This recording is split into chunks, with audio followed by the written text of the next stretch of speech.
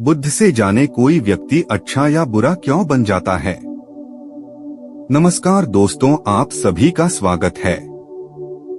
दोस्तों, आज का यह वीडियो आप सभी के लिए बहुत ही स्पेशल और यूजफुल साबित होने वाला है, इसीलिए दोस्तों इस वीडियो को अंत तक जरूर वीडियो देखिए। दोस्तों, हमारी मानसिकता कुछ ऐसी है कि इस संसार में जितने भी लोग हैं उन्हें हम दो हिस्सों में बांटते हैं, पहला अच्छे लोग और दूसरा बुरे लोग। पर हम कभी भी यह प्रश्न अपने आप से नहीं पूछते कि कोई व्यक्ति अच्छा या बुरा क्यों बन जाता है, क्योंकि आवश्यक सवाल यह नहीं है कि हम अच्छे कैसे बने, बल्कि आवश्यक सवाल यह है कि हम इतने बुरे क्यों बन गए हैं और हम बुरे काम क्यों करते हैं।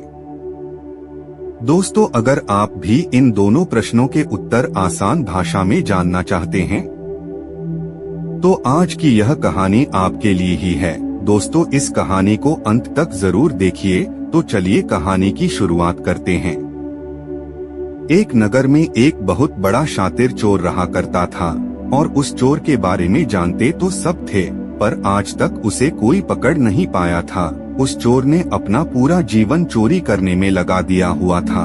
उसके पूरे नगर में और उसके आसपास के इलाकों में भी उसकी बराबरी का चोर कोई नहीं था। दोस्तों, उस चोर का एक बेटा भी था जिसे वह अपनी तरह एक शातिर चोर बनाना चाहता था। वह शातिर चोर अपने बेटे को हमेशा एक ही बात सिखाता था कि बेटा, कभी भी किसी साधु सन्यासी का उपदेश मत सुनना। अगर कोई तुमसे कुछ कहने भी लगे तो अपने कान बंद कर लेना और वहाँ से भाग जाना।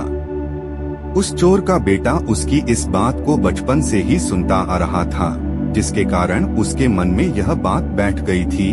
क्योंकि उस लड़के का पूरा ध्यान चोरी करने पर ही था, इसीलिए वह भी अपने पिता की तरह एक शातिर चोर बन जाता है। हमारा ध्यान जिस भी चीज पर ज्यादा होता है, हम उस चीज में माहिर हो जाते हैं। एक दिन वह चोर सोचता है कि छोटी मोटी चोरियां तो बहुत कर ली, क्यों न आज राजा के महल में ही डाका डालूं। राजा के महल में चोरी करने के उद्देश्य से वह चोर महल की ओर चल पड़ता है। मार्ग में उसे कुछ लोगों की भीड़ नजर आती है।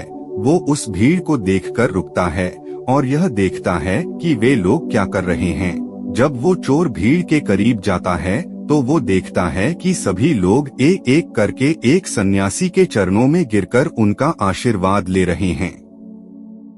वो सन्यासी और कोई नहीं बल्कि गौतम बुद्ध थे। वो चोर बुद्ध को देखकर उनकी तरफ आकर्षित हो जाता है, क्योंकि उसने भी पहली बार इतने तेजस्वी व्यक्ति को देखा हुआ था। अचानक उसे अपने पिता की बात याद आ जाती है कि साधु सन्यासियों से दूर रहना चाहिए। एक बार को वह सोचता है कि वह वहां से चला जाए, लेकिन फिर उसके मन में एक प्रश्न उठता है कि पिताजी ऐसा क्यों कहते थे। इस प्रश्न का उत्तर जानने के लिए वो चोर सभी लोगों के साथ बैठ जाता है और गौतम बुद्ध का उपदेश सुनने लग जाता है। बुद्ध उस उपदेश में झूठ बोलने की व्यर्थता और विश्वासघात के बारे में बताते हैं। उपदेश समाप्त होने के बाद वहां बैठे सभी लोग अपने अपने घर चले जाते हैं और वो चोर भी चोरी करने के लिए महल की ओर चल पड़ता है। रास्ते में चलते हुए चोर अपने मन में सोचता है कि क्यों न आज उपदेश में कही हुई बातों को मानकर ही देख लिया जाए। उसके बाद वो चोर महल की दीवार पर से कूदकर जाने की बजाय महल के द्वार से ही अंदर प्रवेश करने लग जाता है। ऐसा करते देख महल का द्वारपाल उसे रोकता है और उससे पूछता है कि कौन हो भाई और कहाँ जा रहे हो। वो चोर द्वारपाल से कहता है कि मैं एक चोर हूँ और अंदर चोरी करने के लिए जा रहा हूँ। उस चोर की बात सुन द्वारपाल सोचता है कि महल का कोई एक नौकर होगा और मुझसे मजाक कर रहा है। वैसे भी कोई चोर अपने आप को कभी भी चोर नहीं बताता है और वो द्वारपाल उस चोर को महल के अंदर जाने के लिए प्रवेश करने दे देता है। महल में प्रवेश करने बाद वो चोर उस तिजोरी तक पहुंच जाता है जहां पर खजाना रखा हुआ था। वो चोर उस तिजोरी को तोड़कर बहुत सारा धन अपनी पोटली में भर लेता है और जैसे ही धन लेकर वो चोर वहां से जाने लगता है तो उसे रसोई नजर आती है। महल के सभी लोग सो रहे थे, इसीलिए रसोई में उस समय कोई भी नहीं था और उस चोर को बहुत जोर से भूख लगी हुई थी। इसीलिए वो चोर रसोई में जाता है और पेट भर के खाना खाता है। भोजन करके वो चोर वहाँ से जाने लगता है। तभी अचानक उसे बुद्ध की दूसरी बात याद आ जाती है कि जिसका हमने नमक खाया है, हमें कभी भी उसके साथ विश्वासघात नहीं करना चाहिए। वो चोर मन ही मन सोचता है कि मैंने इन राजमहल वालों का नमक खाया हुआ है और अगर मैं इनके धन को चोरी करके ले जाऊंगा तो यह विश्वासघात होगा। इसीलिए वह चोर उस धन को रसोई में ही छोड़कर जाने लग जाता है।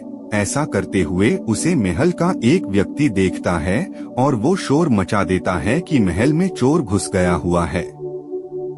राजा के सिपाही उस चोर को पकड़ लेते हैं और उसे राजा के पास ले जाते हैं और उसके बाद राजा उस चोर से पूछता है कि जब तुमने धन को चुरा ही लिया हुआ था तो तुम उसे छोड़कर क्यों चले जा रहे थे?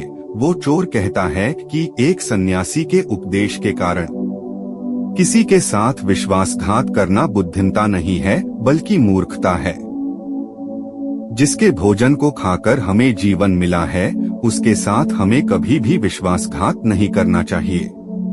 उस व्यक्ति की बात सुन राजा प्रभावित हो जाता है और उस चोर से कहता है कि यदि तुम ऐसे उपदेश बचपन से ही सुनते आते तो तुम कभी भी चोर बनते ही ना होते। जाओ मैं तुम्हें छोड़ता हूँ, लेकिन एक बात को हमेशा याद रखना कि सही संगत और सही उपदेश ही व्यक्ति का जीवन बदल देते हैं। दोस्तों, इस कहानी का उद्देश्य आपको सिर्फ यह सिखाना नहीं है कि आप किसी के साथ विश्वासघात ना करें या झूठ ना बोले, बल्कि ये कहानी आपको सिखाना चाहती है कि आप बुरे तब तक की है जब तक कि आप सही उपदेश सुनना और सही संगत करना शुरू नहीं कर देते।